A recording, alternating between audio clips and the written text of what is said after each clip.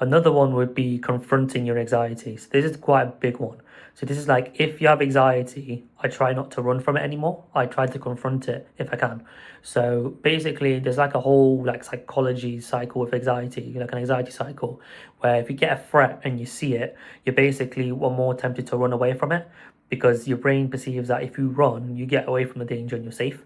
The only problem is when you come to something that's similar in terms of stress, like it's similar in terms of anxiety, or something that spikes similar anxiety levels, you're teaching your brain to run instead of dealing with the problem, which actually makes the anxiety worse every time.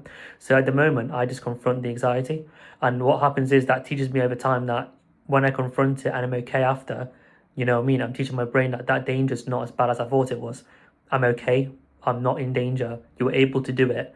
And so you don't need to worry or be as anxious as much about it because you handled it. Confronting anxiety is also important because, like I said, it will teach your brain that it's better to basically confront the danger as opposed to run from it.